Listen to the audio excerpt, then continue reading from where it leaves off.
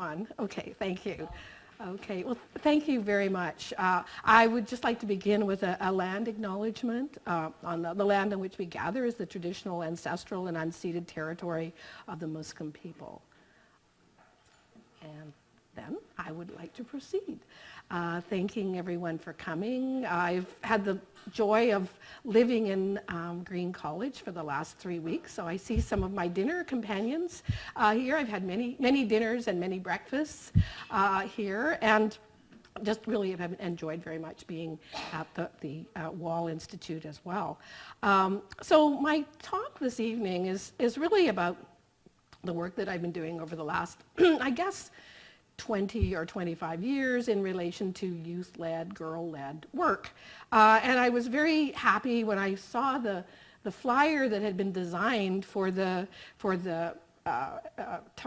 talk, that it kind of perfectly matched one of the images that I was going to be using anyway, which is a protest march of a group of girls and young women in a rural community in South Africa who, after working in a project around addressing sexual violence, took to, I want to say took to the streets, but really took to the road, the one road going through the town, to actually bring attention to the issue. So I thought it was kind of a nice connection here. The work that I'm talking about around girl-led and youth-led activism really comes out of, I guess, a long-standing interest that I have in this work. I think I've been involved in various ways with young people. I'm a former English teacher in a junior high school, and anyone who has ever been in a junior high school as a student or as a teacher will know resistance is a very strong form of the kind of the zeitgeist of the work in any case. And in some ways I think that I am just always looking for that grade 8, grade 9 student in many ways, in how they speak out and how they have that urgency about saying something and doing something. And I don't think I've ever really left that position. So I'm also very interested in the whole idea of democratization of knowledge. And so the participatory work that I'm going to be talking about this evening is very much about hearing from young people and what they have to say. And it's not only about young people. I think those people in the room who are involved in healthcare, we see patient-led work more increasingly, people who are involved in design and housing and so on. I think there is a huge movement towards hearing what people need, how they see the issues, and where they are located. So all of that work also interests me. I do work in other areas around participant-led, but this evening the idea of youth-led and girl-led is, I think, particularly significant. I think this is there's a slide of not only youth-led, but I also advertise it as girl-led, that I think we're seeing some really interesting movements right now. Nadia Murad, the young Iraqi young woman who just got shared the Nobel Prize last year for addressing sexual violence. Malala, the girl on the bottom, Greta Thunberg from Sweden, who's been leading the work on climate change internationally. And then to the far right, Autumn Peltier, who is a young Indigenous girl who's been leading work around water, so Layla for water. So thinking about the ways in the access of Indigenous peoples to safe water. And I think those are kind of like emblematic of four voices that we've seen a lot in the news, and that we're hearing about young people taking to the streets around climate change and a whole range of areas. The area of youth activism and youth participatory media and youth change comes out of a body of literature. My favorite book in this area is Nancy Lesko's work called Act Your Age, which really looks at kind of the cultural constructions of adolescence. So anyone who is interested in kind of where does this work come from, I think the book is in its 2nd or 3rd edition now, but a really important text for thinking about kind of social constructions, cultural constructions, historical constructions that I think help to place this work into some sort of a context. But then there are other people who are kind of like even more directly, I think, looking at youth activism. On the far right, the youth resistance research with Eve Tuck and Wayne Yang is a really important one in terms of Indigenous youth, but thinking through what does resistance look like. The work of Jessica Taft on rebel girls. She studied girl activism in Latin America and Canada and has looked at really the ways in, this is primarily what would be called DIY, or girls who have decided to do this in the same way that the four young women that you saw on the previous slide are pretty much, they're self-identified activists. They're not necessarily involved in adult-initiated projects, which I'm going to be about to talk about. But her work is very much looking at what kind of organizing strategies, how is the kind of civic engagement determined by the girls themselves. And she found in her work that the girls in Latin America, may not be too surprising, were much ahead in terms of what they knew about strategizing and public performance and public demonstration. The other one, What Politics, actually comes out of a whole group in Helsinki who have been looking at political activism of youth in Africa, and there's a whole center there, and I had the good fortune to spend some time with Elena Oinas as a host there a few years ago. But again, there's a lot of interest in what is it like, both in terms of regional, geographic, but also that, the types of movements and the types of interests that people might have. So that's just kind of a little bit of a background on, maybe there's one more I wanted to mention. Also, most of that work, much of that work is offline, or it's taking to the streets. But of course, there is, an entire civic online media and protest and work going on. And I just finished a study with a couple of colleagues from Brock and the University of Quebec at Outaouais on studying Canadian vloggers around social change. And so we followed, we actually never met with them because we could follow them. And we did actually get in touch with them to see if we could actually quote them and so on. But it was very interesting. We kind of designated the notion of following young people and social change. But of course, what is social change? So we had a lot of debate about what does that actually look like? But following them and looking at the ways in which this, reaching out mostly to other young people. So that's, of course, another aspect of this. For looking at activism, is it activism of changing the adult population? Is it around mobilizing young people? So kind of looking at the different kinds of topics and issues that would be in there. So that's just, as I say, a little bit of background. The most recent piece I can say is, Shannon mentioned that I'm the editor-in-chief of a journal called Girlhood Studies. So if there's anyone in the room who is motivated after tonight to want to write an article or review a book or follow it when it comes out, we've just got a call for papers right now on activism networks by, for, and with girls and young women. So we're kind of realizing that this is also an area that there's a lot more research to be done in, and we would be encouraging. I'm making eye contact with people in the room that I know might do this. Okay, I have just fixed you with my eye. Okay, all right.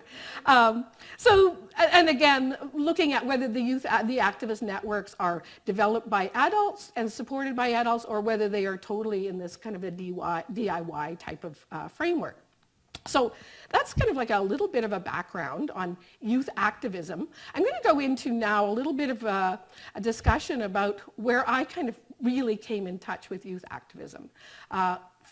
Leaving my life as a grade 8 teacher in Port Maitland, Nova Scotia, going on to do my doctoral work and teaching at the University of Prince Edward Island, and then moving to McGill, I had a sabbatic leave in 1994, 1995 in South Africa, right after the elections.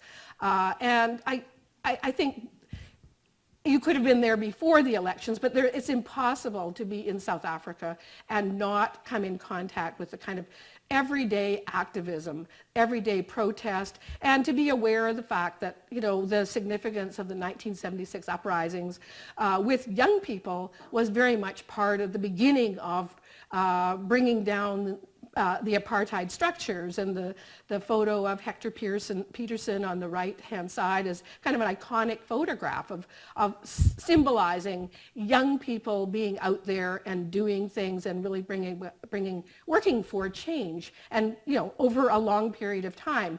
When I arrived in South Africa, I was as part of an English department and kind of looking for a way to do things, and I also teach young adult literature courses, so I started studying and looking for young adult literature that has this social change aspect to it, and that was really what kind of helped me kind of get my feet, in a sense, and learn much more about the country and what was going on. But it was also at the time and it was also a beginning of an era when people were much more aware of gender-based violence, and also much more aware, unfortunately, of the prevalence of aware, finally, of the significance of HIV and AIDS in the country. And so you had this, suddenly you had this huge fervor of bringing down the end of apartheid, and then almost immediately people becoming aware of, oh my gosh, what is happening in the country? The rates of HIV amongst young people were very high. They were growing. There was a lot of activism that was taking place around the country more generally about the lack of attention to this, and the absence of access to retrovirals, and the presence of very expensive medicines, and so on. So there was a lot happening, including a very significant campaign called the Treatment Action Campaign, which is kind of how Shannon and I come in and come together, because in 2002 in 2001 we started working together, writing a proposal to the Canadian Health Institutes, and received funding to develop a project on arts-based activism with a group of young people in Khayelitsha and Atlantis, who are just on the edge of Cape Town, most of whom had been involved in the Treatment Action Campaign to begin with. So we actually started into a whole project where we made a video called Fire and Hope. We did arts-based activities, everything from photography and looking at graffiti and so on. We were involved in a project of publishing a book of poetry called In My Life, Youth Stories and Poems about HIV and AIDS. And it became kind of like this sense of the importance of a group of young people knowing about HIV and AIDS, feeling that they could do something, feeling the significance of staying safe and staying alive, and being willing to share that kind of information and knowledge in the schools and communities around them. And so our project was a tiny little project of like $75,000 over, I don't know, like a year and a half. And it was one of those things where the organization just wanted to spend the last of their money, I think, or something like that. It wasn't a huge thing. But it has become a huge thing because we're still working on the project. This is like the longest longitudinal project in the world, or not in the world, but certainly in a world, of like 17 or 18 years. So the young people we started working with in 2002, and the project ended in 2004, we've kept meeting with them over time, and they're actually like 33 and 34. So we're actually following this group to kind of understand where does this, what do you do with that kind of activism? What happens to the 14 or 15 or 16-year-old who's doing this work? And I'm not going to tell you tonight because that's the subject of another talk at a later point. We're working on putting this together. But just to say that for me, it was like very much, I think, the beginning of kind of seeing how the participatory work that I've come to do a lot on, and a lot of the kind of this intensity really began with that particular piece. So I'm going to kind of races, or in a fast forward 10 years into another project.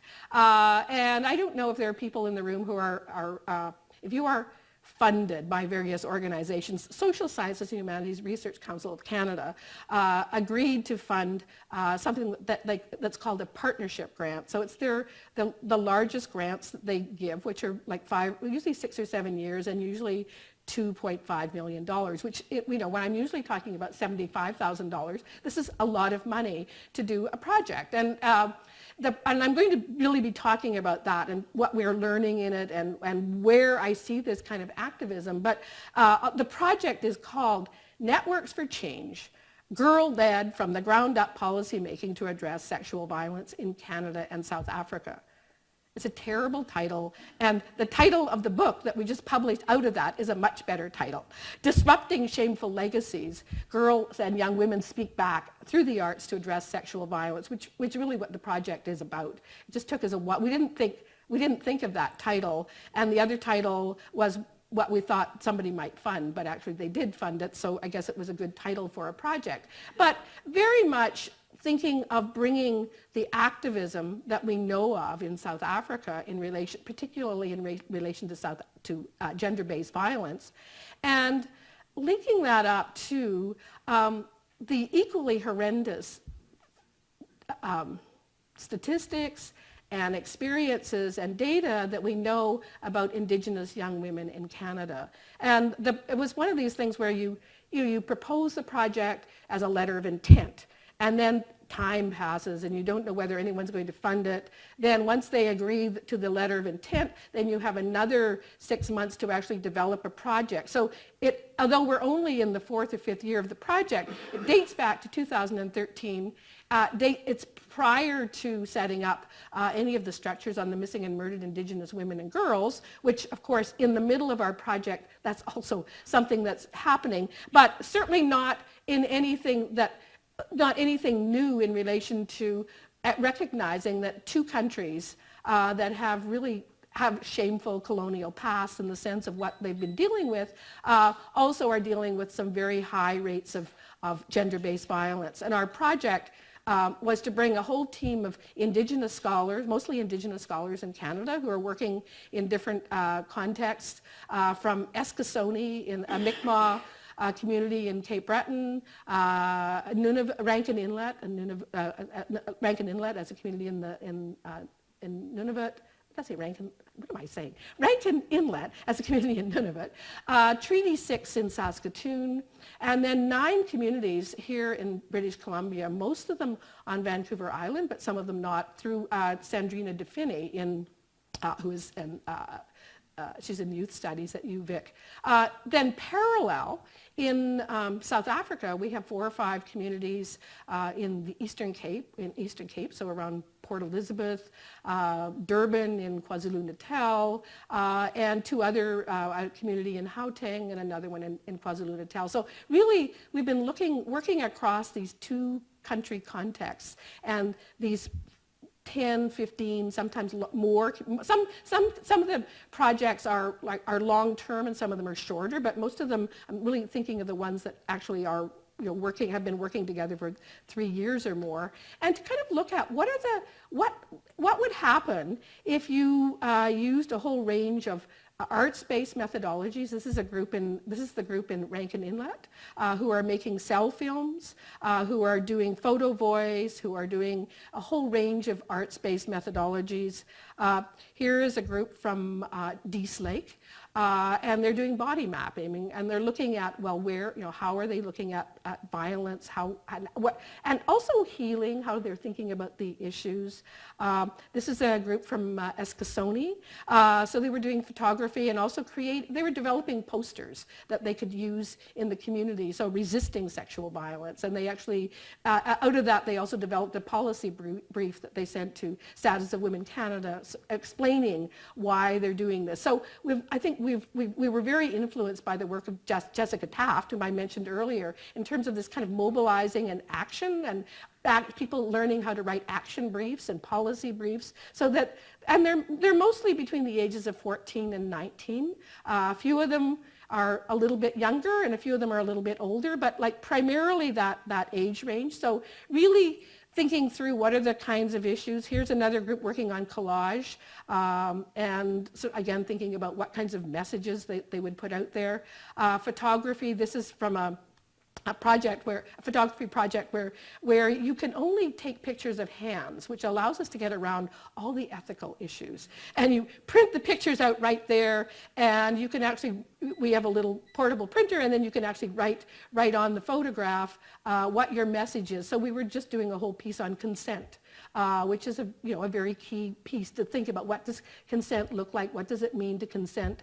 And just some of the ways in which people go through not only taking pictures but also explaining the pictures. So it's both about the process of learning about the issues and taking those issues forward, but it's also about then deciding, what are you going to do with them? And this morning we had a workshop over in the Peter Wall Institute where a whole group of people came together talking about what, all of whom are doing this kind of work, and when do you develop photo exhibitions, what do you do with them, how do you, what does it mean to make something public, when should you use faces, when should you not use faces, and what are the rights of the participants themselves to be represented, so which is also part of activism. How do you learn to take action, and what action? So the project has been very much about this kind of work of back and forth. We have a traveling exhibition underway right now that's going across Canada and has been exhibited in a couple of places in South Africa. So it's a kind of a movement, a very small movement within a very big movement of Me Too and a whole range of things, but a small movement of groups of girls and young women in 2 countries, starting out in 2 countries, who have been looking at this work.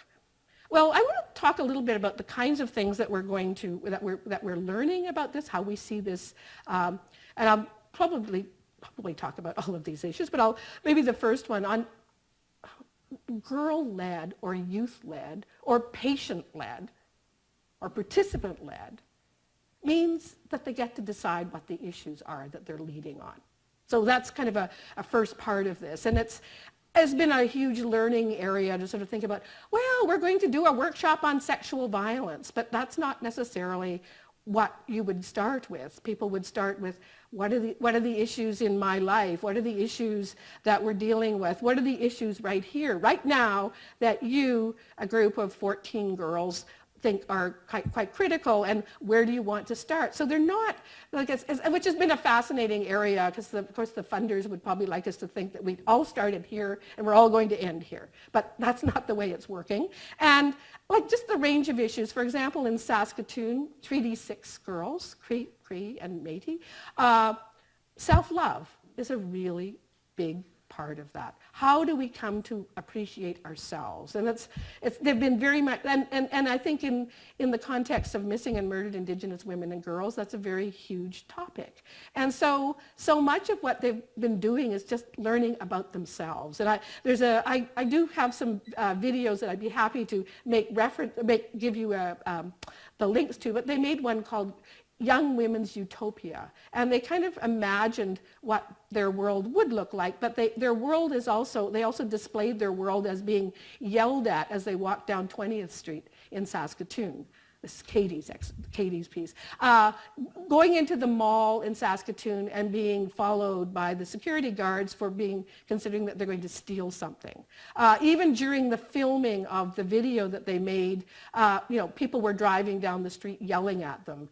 So for them, it was really starting with, this is how we feel about ourselves. It doesn't necessarily, it is a type of gendered violence already, but it starts with how they are experiencing these issues.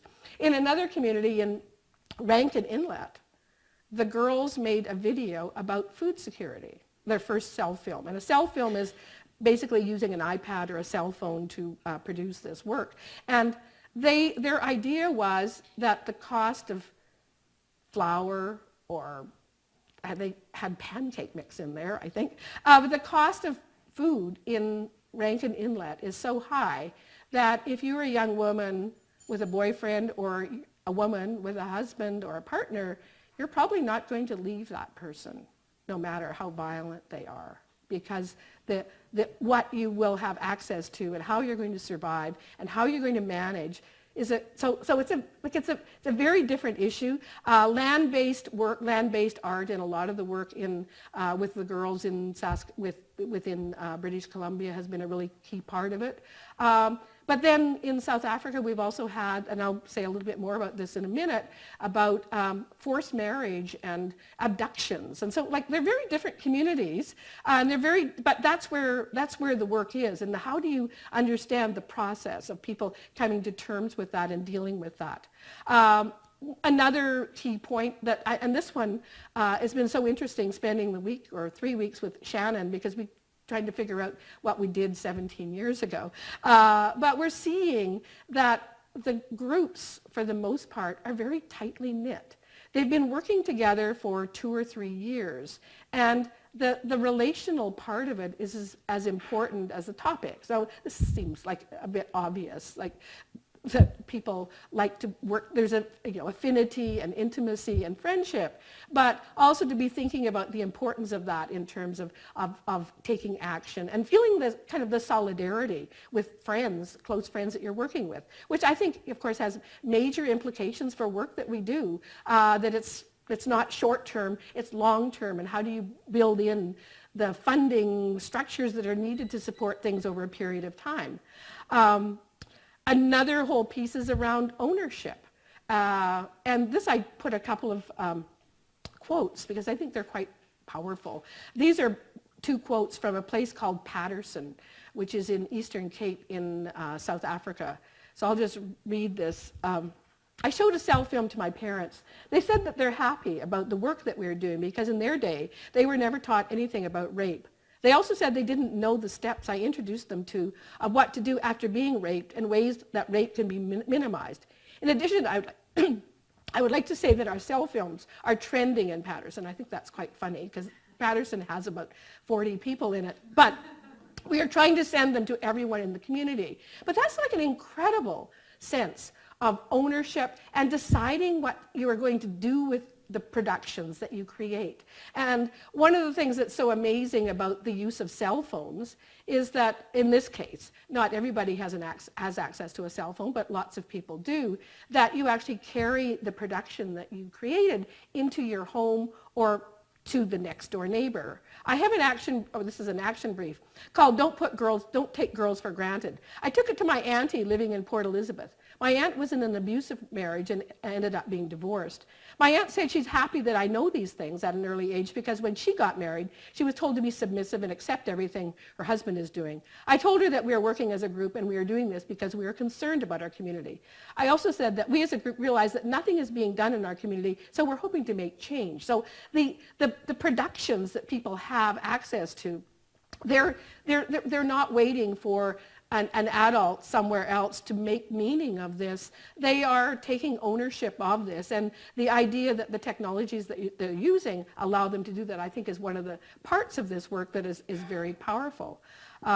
Then they also, these are our issues. So my stuff, my privacy as a cell film shows how important each person's space is and also not to touch someone else's things without asking. And the cell film is showing that boys are playing with our sanitary pads when we secretly put them in our bags in the classroom and their actions embarrass us. So again, these are not necessarily the thoughts that people necessarily have of what do young women and what do girls and young women, where do they want to start? Where are their issues? And the idea of privacy and your own body is, of course, a very basic one in relation to a whole lot of other, aspects of ownership. But this is really key too. That I cannot imagine at age of 14 or 15 even knowing what a ward counselor is or taking something to the mayor. I would like the police officers to see these cell films because they're the people we report the cases to. We as a group should go to our community police station and present our work. I think the police officer will see that we are serious about our work and we want violence to stop in the community. That's pretty amazing for a group of girls to say they're going to go to the police. I would like the group to show the work to the clinic and police station staff. Reasons? In our cell films, we show how a clinic and a police station are supposed to work together. After a girl is being raped, she goes to the clinic to test and the police to report. Now, we know in the Canadian context, often the medical facilities and the police facilities are not necessarily on the same page. So again, seeing that, I also believe if we can show our work to the ward counselor, we will be able to gain access to the whole community. And again, kind of thinking through the strategic aspects of mobilizing, which I think they're coming at primarily as they're working in a group.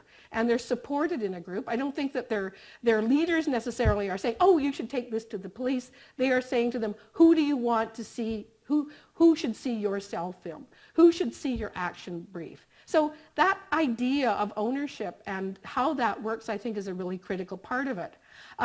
we're back to the march again. You can see this is one of my favorite pieces, but it was in the same march that I showed you in slide 2 and also the cover of the book that has this march. But I want to point out not just the march, but the picture beside it, which was a community forum that took place in the community after the march. And the girls and young women were there talking about why they think these issues are important. So in the room there's their mothers, their aunties, the police actually were there, and some of the local health people, not a lot of men, not at that one, but they were speaking out, and they came to that with some ownership of the ideas. And these are, like, when I said one street, I mean one street. These are not places where you would normally see a march. And even to organize this, my colleague Lebo Molatsani, who is the co-PI of this, I mean, she had to go to the police ahead of time and figure out how to get a permit or how to make sure that they were involved. And I put that out there, and I will return to it later too, because youth-led and girl-led does not mean, okay, adults don't have to do anything. The girls are not in a position to go to the police and say, we want to have a march. They need an adult who's going to say, oh, I'm a professor at the University of KwaZulu-Natal, and these girls want to have a march, and this is what's going to happen. So thinking about that kind of community area or action. We're also seeing the whole area of mentorship and leadership in this work, especially with the young women that we've been working with for 2 and 3 years. They're starting to talk about how they want to lead younger girls. This is the Treaty 6 group, and this is the last scene of their video, Young Women's Utopia. So, and there was actually a piece in CBC on March the 8th for International Women's Day. They say, I know who I am. That's their piece now. But they're talking about how they want to now do workshops with younger girls, with their younger sisters, with other girls in the school, which is, again, a type of leadership and another type of activism. And I think now, again, Shannon and I have been looking back at the work with the young people in Khayelitsha and Atlantis and realized that then, too, it was a very important piece to take your knowledge and share it somewhere. And I think that's, when you think about what is leadership, and how do you define that in the context of young people, I think a very critical part of this. And then the last piece I just wanted to mention in this part, in terms of what are we learning from these girls and young women, because the project it's much better funded than any project I've ever been involved in, and we've actually managed to attract a lot of other funding through the Trudeau Foundation and so on. And so we've actually because I'm working in a lot of other projects and in a lot of other countries at the same time, besides Canada and South Africa, I also work in Ethiopia and Russia and various places, not into the same degree, but projects. We were able to get funding to bring together what was a conference called Circles Within Circles, and we had a little handbook that came out of it of what we did, but we brought 75 researchers and young people from all over Canada, the Indigenous Project, all the girls in the Indigenous Project, many of the girls from South Africa, or some of them, girls from Sweden, where we have some project, some people from Russia, and then Ethiopia and Kenya were represented with their images, and I'll say more about that in a minute. But it was very important because girls talked about how important, like they would say things. I hope they said things. Yes, they do. I just have to remember what the next slide is. One of the most important things that we learned at this international event is that violence is not just happening in our community. And I know we know that, I think, from kind of this digital online citizenship, that these things are happening all over, and we know within the Me Too movements and so on. But there's something about the face-to-face. And I know that's not always a sustainable thing that we can think of in terms of always bringing people from South Africa to Canada or Canada to Russia. But when we do, I think that face-to-face type of, oh, I didn't realize they're all, because the other thing is that all of the groups who were involved have all been making films. They've all been taking photographs. They've all been doing collages. So it was a group of young women who were all committed to doing participatory work. And bringing them all together, it was just like one of those amazing experiences of realizing that line of, yes, violence is not just happening in our community, and we can take that forward. So as I say, that what we're learning about that is obviously, well, it would be nice to have lots more money so we could do more of that, but it also means that that is a critical part of it. And if we raise money for lots of other things, so how can we do that, and what kinds of work might we do to do that? So those are just some of the things that we're learning about this, but when I put together the title of this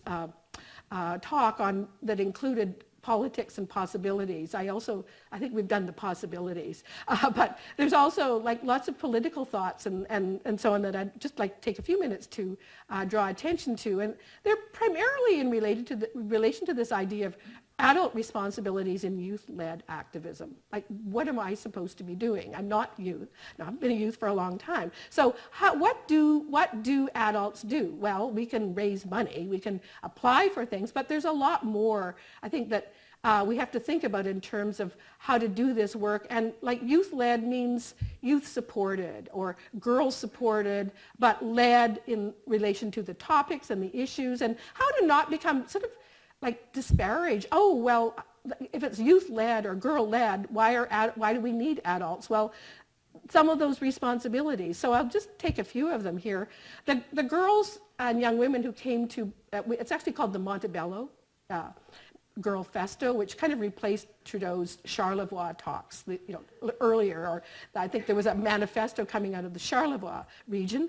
But the girls put together a whole set of declarations of what they wanted and what they thought would be important. So they're saying, we are uncompromised, we will end gender-based violence, we want freedom, not just safety. But they also went through and they talked about what they would do, but also what the stakeholders would do. And one of my favorite ones was, they said, we urge all stakeholders to invest in resources, including resources to support arts-based methods, to support girls and young women to engage in cultural production. Like, imagine making that kind of realizing how significant the arts were to you, that you would, at the age of 15, say, we need more work, we need more funding on this. They also talked about multilingualism, which was a really interesting piece, because it was actually not everyone who was part of finalizing the girlfesto could be in the room. And when it was sent to some of the girls in South Africa who hadn't been there, they insisted that multilingualism be added to this. That if you are going to be dealing with issues around gender-based violence, you have a right, you should be able to talk about this work in your own language. And that's amazing. And I mean, just on the girlfesto alone, we've managed to translate it into French, Russian, Inuktitut, and Isizulu, and Xhosa. So like just thinking like how this declaration can be used. But then also trying to figure out, where does this declaration go, and who's going to do that, who's going to circulate it. Those things all take money, but they also take like, oh, we can't just stop here. We can't just have the girlfesto. It does have to, we have to find out all these organizations who came to the Montebello as well, like the United Nations Girls Education Initiative and so on. What are they doing now? Are they followed up? So we've like, it's sort of like almost like a feel like a vigilante group. What are you doing now? You came to this now. The girls are demanding this. So it's again, like those are things that require strategy, and probably if we weren't spread out over 2 countries and in such a vast way, maybe girls and young women themselves could do more of that, but they can do some, and they have presented this work in various places. I also have something that I call, 2 slides that I call Activism in the Academy. And it's something that, you apply for funding, and if you're the principal investigator, then you are to manage these funds. And there are certain things that are allowable for expenses. Everybody's nodding in the room, and there are certain things that aren't. Well, some of the things that aren't easily allowable are paying for birth certificates or passports. But the girls from Treaty 6, when they actually went to the United States to do a nation-to-nation they presented at a Girls Studies conference, but they also did a nation-to-nation workshop with a group of the Pokagon, the tribal authority there. And suddenly their teacher said, but they don't have birth certificates. They can't go anywhere. They've actually actually one of the mothers said, oh, thank you for, actually my daughter's never even been out of Saskatchewan other than the Montebello piece. So like, which you don't need a birth certificate to do that necessarily, but the awareness of what the structures are, and you know, for a non-Indigenous person in Canada, you would not need the father's signature to get a birth certificate. It's possible not to. If you're an Indigenous person, it obviously has a whole line of treaty rights and so on. So if you're going to be applying for this, if you're going to be doing this, you actually need the father's signature. So it was like suddenly a project that was about doing arts-based methodologies is how do we get these birth certificates? That's a very traumatic kind of experience at age 15 or 16 to try to track down with your mother, your father, to get this signature. And then just the payment for that, which is, we had to convince the research office, no, I know that normally people should not be applying for birth certificates on SSHRC funds, but we have to. And the same with passports. You can't, obviously every academic in Canada would be renewing their passport on SSHRC funds if they could. So once the girls got their birth certificates, they had to get passports. Visas for young women to travel to Canada.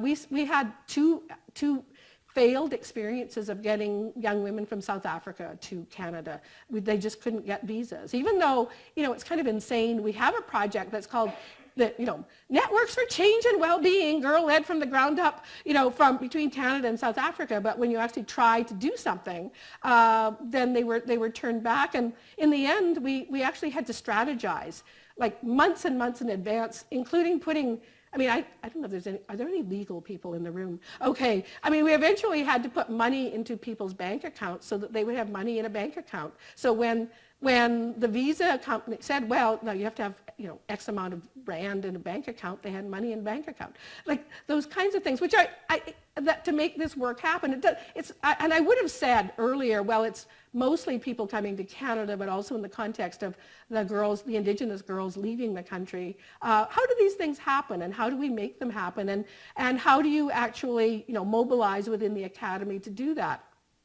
I have another slide that might seem more insane and silly, but it isn't. I'm not advertising Dollarama, Home Depot, or Pharmaprix, but the amount of money that projects like this use up, that is from all the little receipts from Dollarama and Home Depot and Pharmaprix. I know it's like if you're doing photography, and if you're building things all the time, you're trying to figure out how to hang things. Neil is nodding. She just had a photo voice project. But all of the things that you buy, that the accounts office, like, what is this? Like, why are these, what did you mean? Like, what are the number 2 screws for such and such, or whatever. So I only kind of put it out there for 2 reasons. A, in terms of activism in the academy, it's also, making sure that you really are very good friends with the people in the research office and the accounts office who actually know about the project. So they're like, oh yeah, no, we have to figure out, no, you could, we'll figure out a way to do that. Shannon mentioned that I received the SSHRC gold medal award. It was when SSHRC contacted me on this, I thought it was because I was in trouble with the thing. And the president of SSHRC, Ted Hewitt's administrator, called me the day before and said, Mr. Hewitt wants to talk with you. And I'm thinking, oh, it must be those number 2 screws that we did not, I don't know what that is. And then it was, oh, well, we're actually going to give you this award. But when I had to give this acceptance speech, I said, well, I'd just like to thank SSHRC for all the money, all the taxpayers for all the money that they have spent at Home Depot and so on, because again, it may seem like a trivial thing, but it's actually a really important thing when you're doing this kind of work, and how to actually make that happen as being a really key part of it. So I'm not trying to blow my own horn here at all. I'm just it's just if I had gray hair. This is my natural color, incidentally. If I had gray hair, it would be because of that kind of work. And what does that actually mean? And then maybe just a couple of other things to kind of round this off, because I'm sure you're either driven mad, or you want to ask questions or get out of the room. But I was also to think about I guess it goes back to the 17-year longitudinal study. And this one is at least 6 years long or 7 years long, the one that I'm currently working on. Although this very morning we just got news from Status of Women Canada that we have a 4-year additional project on working with the same people. So I feel a longitudinal study coming on. But recognizing that so many of the things that you're doing to study young people over time, because they are growing up and like everybody's growing and so on, but things are changing. How to follow that and how to have enough time to kind of see a youth activism project through to its at least somewhat of a next step or something like that. When we first worked in the community that you've seen 16 times now in the slides of the girls marching, when we first went to that community, Labo, Molitsani, met with the chief. And he said, because you sort of like how to gain entry and how to convince them that this is a project. And it's not a very popular thing to go into a community and say, well, we actually want to come and talk about gender violence. Like how best to do that, because although it's very well known in statistics across both countries, it's not necessarily something that people want you to talk about in that community, in their community. Well, the chief, his first comments were, well, yes, of course you can come and do anything here, come and do work here, just don't change anything, which of course is a bit tricky because that's our whole project, is to change things. But I think Labo said, oh no, it's okay, we'll just, we won't do anything or whatever. Well, that community has, I think, been very successful. They're the first one to do a march. The girls have done amazing work, and we're like seeing like very exciting things happen. But we're also seeing some, in the last few months, seeing some things that are really quite scary too. And one of the Labo and her team, when they were visiting, were starting to recognize that more of the schools more of the schools where we've been working, there's an increase in the number of abductions. I mentioned that at the very beginning. There's an increase in the number of forced marriages. And no one knows, is this because they're involved in this project? Is it like that's something that this is kind of like these unanticipated and definitely like there can be unanticipated good, but this is very unanticipated bad. And so Labo and the team set up a meeting with the chief and with various people to try to find out what's going on. And I'm just there. So these are email field notes. I think all the field notes that I have in the world are in emails. And but this just comes from Labo on the 15th. So the chief invited key stakeholders from almost every department and sector: social development, health, legal aid, police, prisons, education, traditional healers. The group resolved to develop a community policy about what should happen, who is responsible, consequences. Most importantly, no matter what, no girl should not complete high school. I am unsure how realistic this is, but it's a start. Right now I'm developing a draft to be sent to the tribal authority and then presented to parents and community for approval on April the 17th. I've also been asked to develop some type of contract that all community members will sign to undertake to stop abductions and ensure girls complete school. From the ground up policy making, maybe. So it is, in the sense that had the girls not been involved in this project, and had they not been marching and causing this concern, then maybe there would not have been an increase in the number of abductions and forced marriages, but they're there. Internal, or were they from other? No, they were internal to the community. And I can have some really good articles that I can send you on this. So had they not done that, maybe they wouldn't have done this, but the levels of violence and the levels are still there, and that the idea that a community would come together and say, well, no, we're committed to keeping those girls in school, I think is quite an amazing part of that. So I put it in kind of in this part that's both adult responsibility, because at this point the girls cannot do anything. They're not in a position to go and protest. They just are. But the adults who are involved in the project can do something. And getting that meeting with the chief to bring those people together, I think, was a really important part of that. So it's like these kinds of activism that I think are both internal to girls, but then beyond that, again, back to what adults should be doing. So that's kind of the work. I have this lovely colleague at McGill, Neil Anderson, who is he's in the Faculty of Family Medicine and heads up a unit called Participatory Research at McGill. And we're kind of cronies because I have this participatory cultures at McGill, and we do a lot of work together. But he's really he loves the term, actionable tipping points and game changers. And I haven't totally got my head around these terms, but I kind of like Neil, so I'm with him.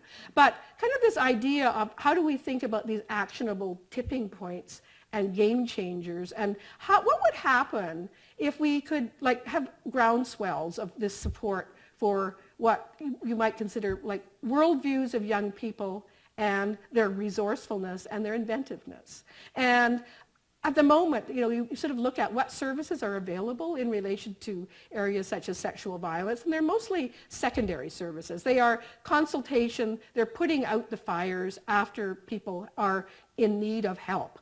And so Neil has been talking much more, and I'm really interested in this, of what if we put the primary resources into this? We put the primary resources into studying and nurturing and working with the worldviews of young people, studying and working with their inventiveness, their creativity, and the kinds of this kind of girl-led activism, youth-led activism, not just for gender-based violence, or even within violence, it's youth as perpetrators as well as victims or survivors, but also self-harm that young people do too. There's a whole constellation of factors, and to think about that as the primary service, or that as the primary investment for governments and SHRC and a whole range of groups, federal government, provincial governments, to be thinking about this work, as opposed to only the larger investment right now is definitely in the service sector, and of course we need that,